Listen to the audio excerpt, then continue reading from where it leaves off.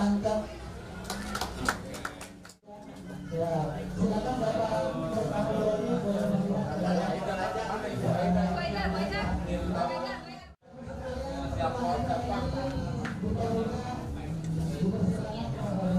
Ayo mainannya yang punya.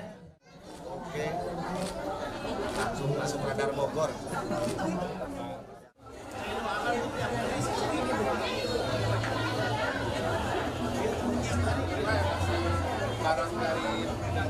Cikaret Cibinong ini tetap membuka peluang bagi teman-teman usaha kami, mitra usaha kami, UKM di sekitar kami, dan kami juga akan tetap membuka peluang buat teman-teman yang ingin memberikan modal, penyertaan modal ya dalam hal ini saham akan kita share untuk masyarakat. Kami terbuka di 212 Mart Cibinong ini, kapan saja Bapak Ibu berkenan hadir membantu investasi kami silakan hadir karena kami standby di office kami di 212 Mart Cikaret. Selanjutnya per lembar harga saham kami adalah 500, minim penyertaan 2 lembar dan maksimum untuk saat ini belum kami batasi karena kami masih memberikan peluang sebesar-besarnya untuk gerai kami berikutnya. Dan insya Allah kedepannya ada 3 gerai kami yang menjadi partner kami untuk segera kami bantu awal mewujudkan realisasinya 212 Mart selanjutnya.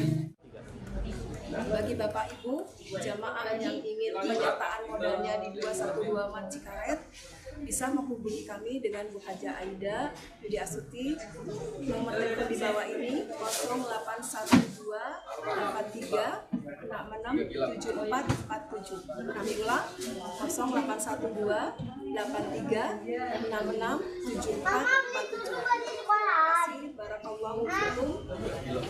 Wassalamualaikum warahmatullahi wabarakatuh.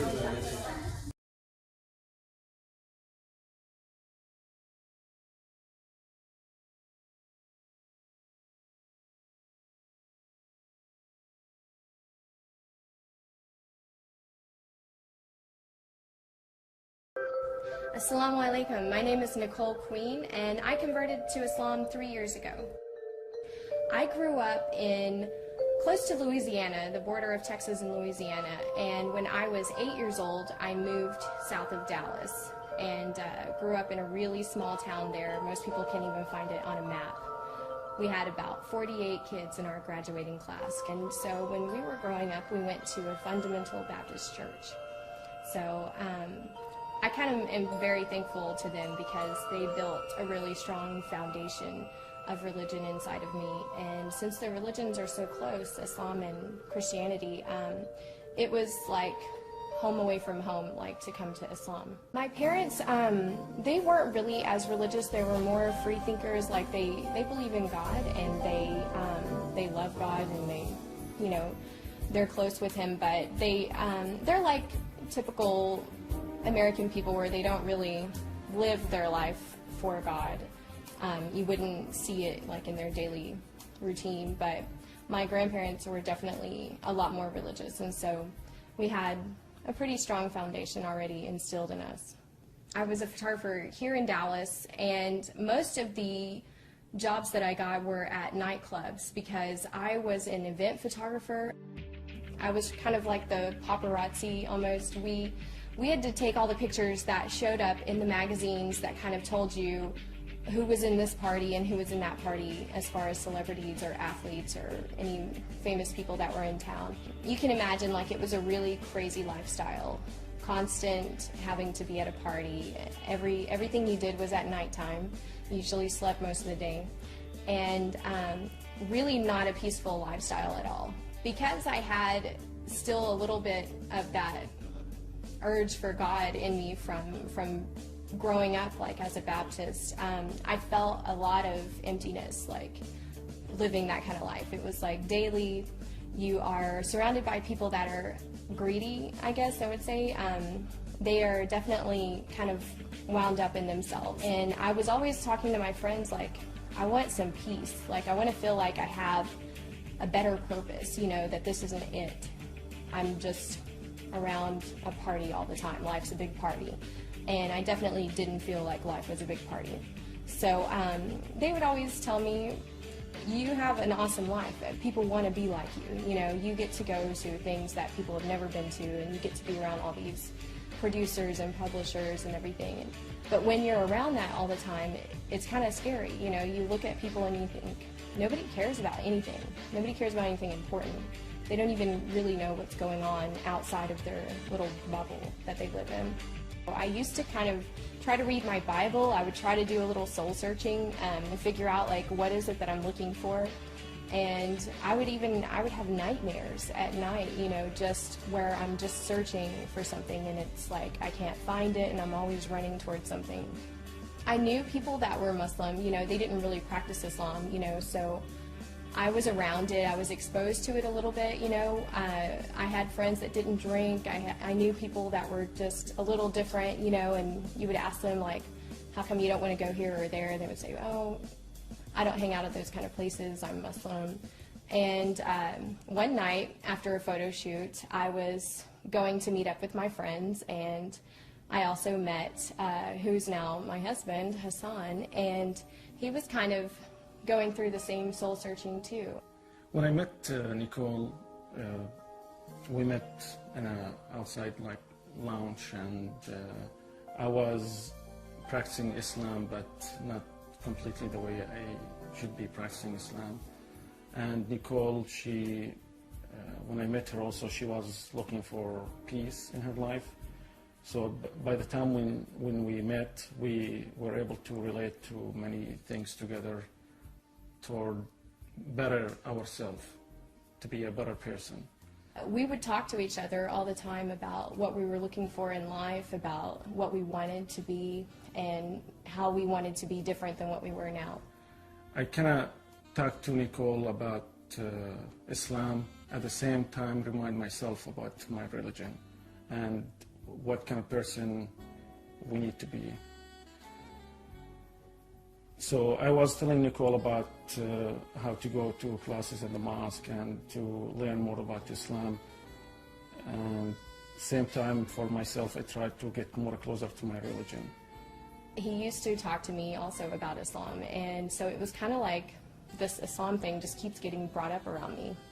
And the people who had the most discipline in their life and they had the most purpose in their life seemed to be these people. You know, they seemed to kind of stand out amongst everyone else as, you're all drinking, you're all partying, you're all dressing this way, but not us. And the more that I started learning about it, the more addicted I became to it. I started watching things on YouTube about Islam, videos from Yusuf Estes, you know, who is a convert to Islam, and I would sit up all night. Definitely Nicole, she get me closer to my religion. Watching her going through these changes and for me not doing what I'm supposed to do, yeah, of course, she encouraged me to become a good Muslim. And the more that I learned about the foundation of this religion, and the more that I was like, this is written for me. This is what I need. I need something strong, and I need someone to tell me, you have to stop living your life this way. If you want to have more purpose, here it is. When I started converting to Islam, it was a long transition.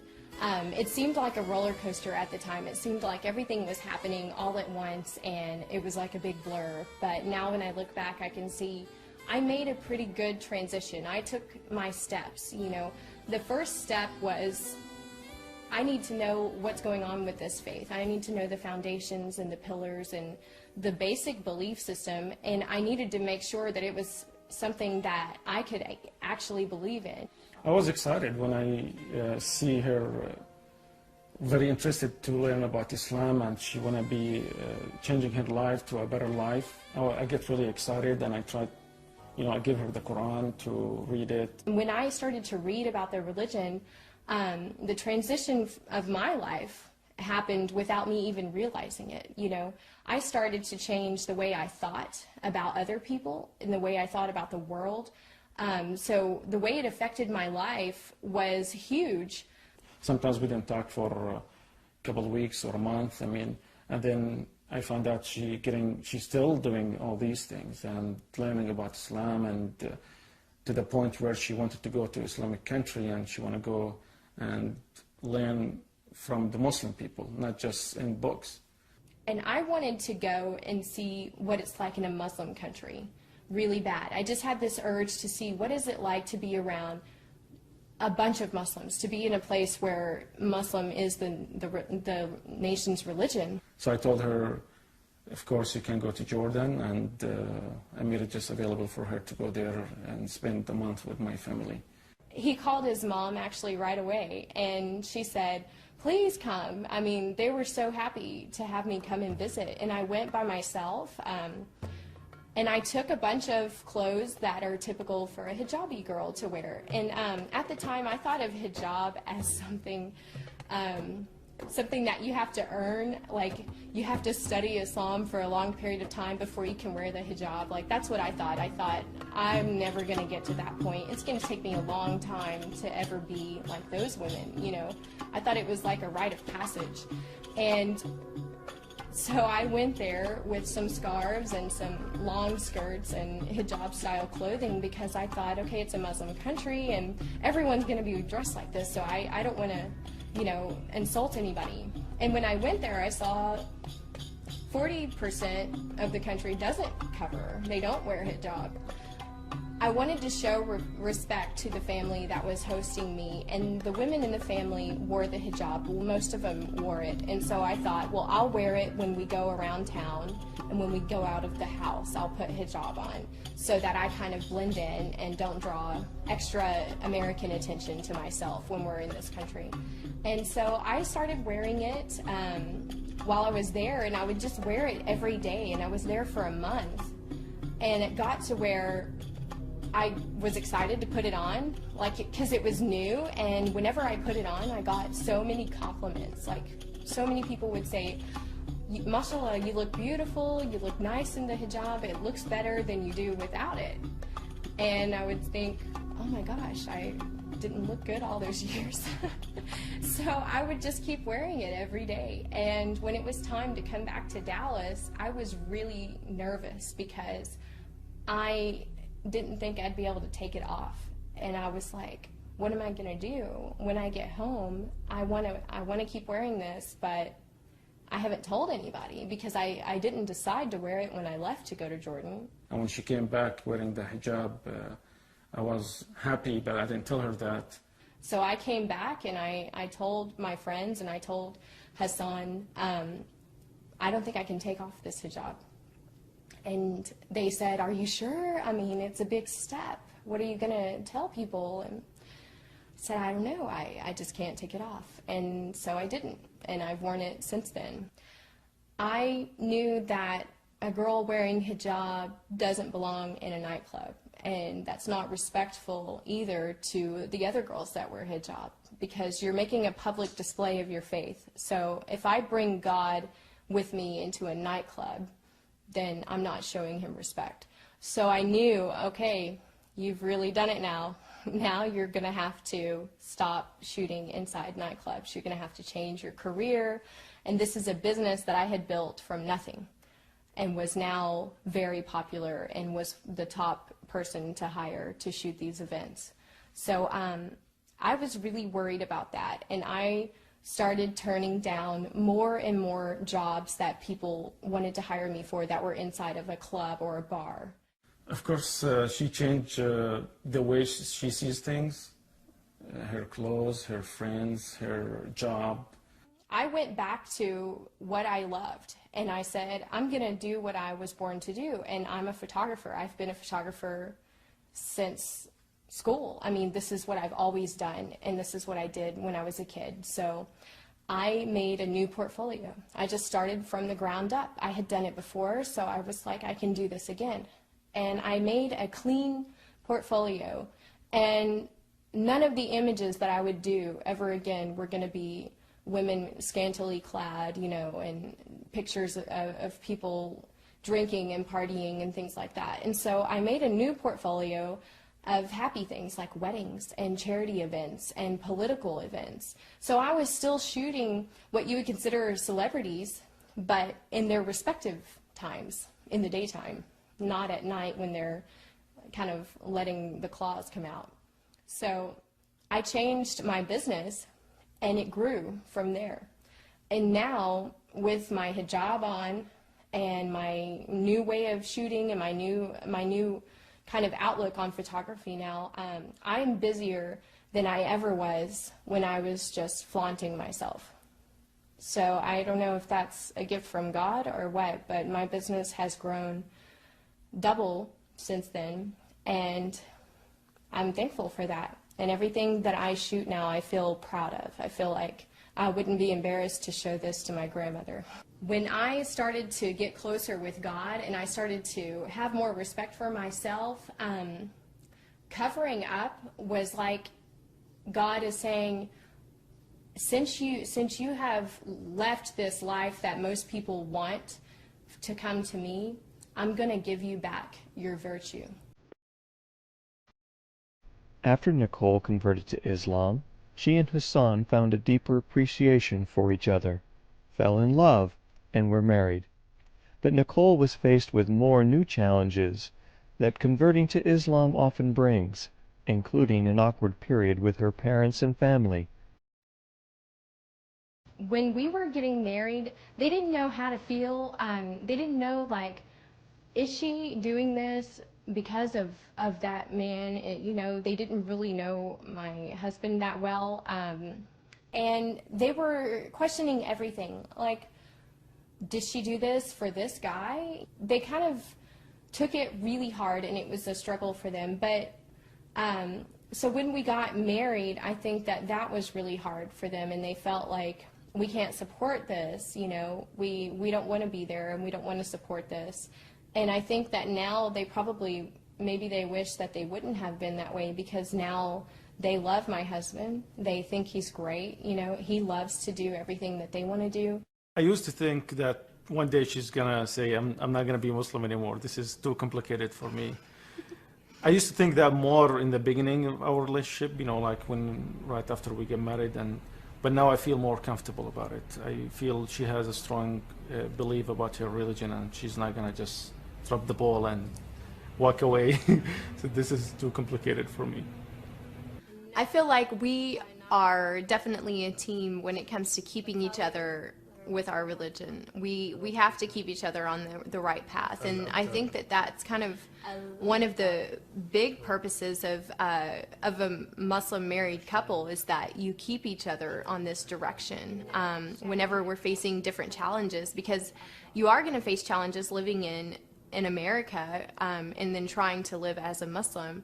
So we help each other kind of resist the temptations that we face.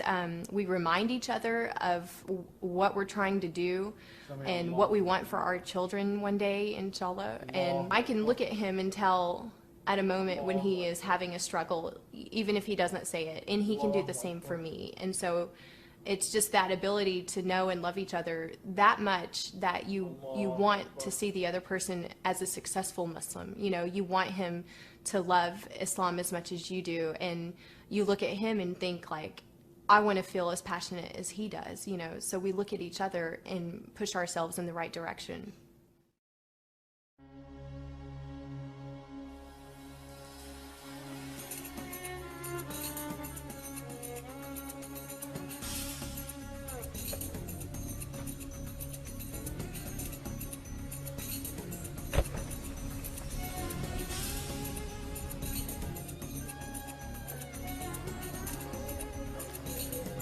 This is the main foyer area for the Islamic Association of North Texas. This is where I first began my Islamic classes. I would come every Sunday. I would go up the staircase right there to learn about the foundation of Islam. It was about 5 months later that I took my Shahada in the Imam's office here at the Richardson Mosque. I've become like a member of the family here, and this is where me and my husband come for our prayers. Eventually, the Islamic Association of North Texas is going to grow into an Islamic village. They're going to be adding shops, restaurants, and educational institutions. The community here is growing very rapidly.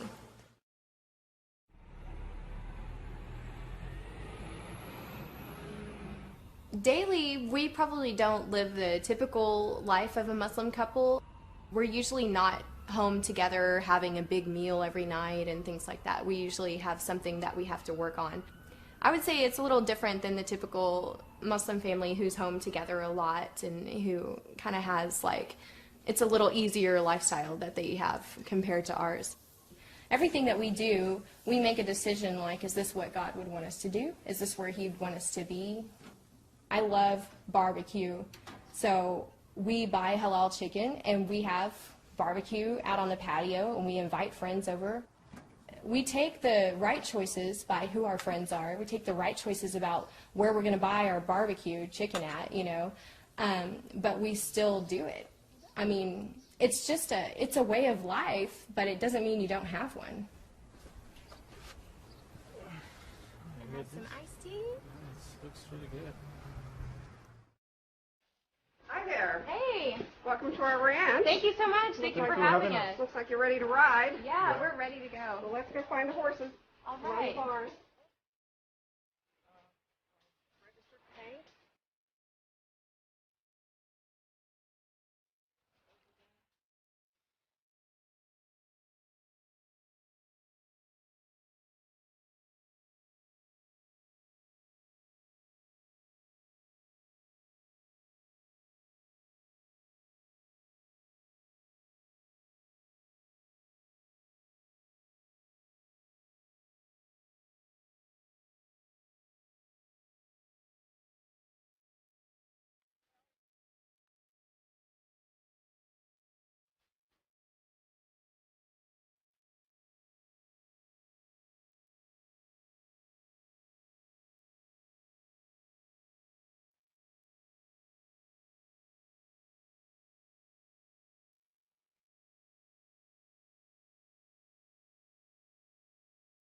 I don't miss out on anything that a Southern girl would get to do, you know, like I do everything that I would have done before. I just find a way to do it, and so I can still be Muslim and I can still go horseback riding with my husband out at a ranch, you know, we do that frequently.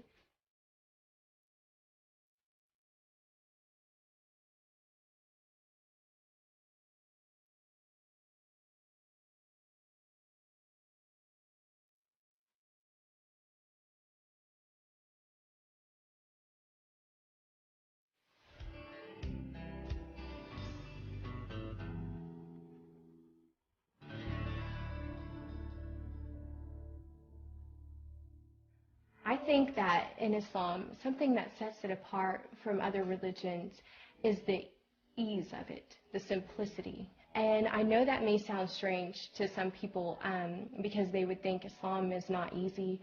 Look at how difficult your life is, you know, with this religion and how challenging it is. But the simplicity that I'm speaking of is when you need to make a decision, and when you're going somewhere, and when you're buying clothing to wear, and when you walk out the door, Islam helps you to make the decision to respect yourself. I think that Islam takes you and your personality and it washes it off. When I became a Muslim, it was like somebody gave me a bath. It was like what Christians follow is a baptism. I think that in Islam, like I said, it's kind of like you wake up from the nightmare that you were living, and you get to wake up and live the life that you were meant to live. So besides the photography, I tried to give back a little bit to the community and to the people about converting to Islam and about being an American Muslim. So what I thought of was all of the different challenges that I had faced when I was converting, and wanted to create a website that would help people who were also going through those same difficulties. So one of the biggest challenges that I faced when I was converting was finding my identity. As an American Muslim, you don't really feel a lot like an American anymore. You feel like you don't quite fit in with your friends and family the way that you used to. When you're also on the other side as a Muslim, you're still not the same as they are, not the same as a person from a Muslim country, and you may not look or act the same way that they do. So you kind of feel like, where do I belong? So I made another site, and it's a blog page that helps define a little more of the Muslim American identity. So I have articles and stories and videos on there just describing who we are as American Muslims, because my goal with that site is to give us a more positive representation and to make it to where the first thing that someone thinks of when they think of a Muslim is going to be completely different than what they think now. I find that here in America, I know that people think it must be hard to be a Muslim that's an American living in America. And I did find out what it's like to be treated different, to be looked at by your own people as somebody that's foreign. And I am very proud to be American. I'm all about being an American and being a Muslim. This is a faith. It's a religion. It's not a race. It's not, you know, what color of skin I am. It's not anything like that. It's just a faith that I follow. It's a lifestyle that I live. So I kind of feel bad for people when all that they know is completely wrong from what we stand for. Assalamu alaikum. Sisters, thank you so much for coming. And so I really devote a lot of time and a lot of energy to speaking out to people about being an American Muslim and about how this is a different aspect. This is a different aspect of Islam than they've ever seen. You know, this is people who only know and only live the faith. I converted to Islam 3 months ago, and I came today to hear Nicole's lecture just regarding life without Islam as a reminder, you know, what life was without it. Everything that she said, you know, I couldn't relate, you know, because I understand what cultural norms there are here in the West, and how it contrasts with, you know, the ideals of the religion. Hello, welcome to Midway. Hi, thank you. What would you like to drink? Yeah, I'm going to have iced tea. Okay, and for you, sir? Diet Coke. Oh, okay, great. Thank you. My message would be to people when they want to learn about our faith is to just listen and look at how we live our lives, like on a daily basis. So I wouldn't talk about the differences, and I wouldn't focus on, well, you believe this and you're wrong and this is the right way, and I don't talk like that about Islam. When I talk to people, I like to show them the simplicity of it. I like to tell people all of the things that are so similar to what they're already believing in their lives, and show them how the things that they face and the challenges that you face in life, there are answers for everything, you know, and there are guidances for everything to make it easy on yourself and to help you to make the right decision about common things that we have to do in life, about getting married, about how to treat your family, about what you do for a living, raising your children, you know, everything. There is a guidance in this faith to help you to be the best person that you can be in whatever you do. If it's your career, if it's how you are with your friends, if it's the things that you do for fun, the way that you socialize, everything about your life, this faith has an answer for it and able to give you the chance to be the best that you can and to do the best with your life and to make the most of it and to live for a greater purpose. One of the biggest messages that people don't really notice and that isn't projected is that it is simple answers to your life's problems.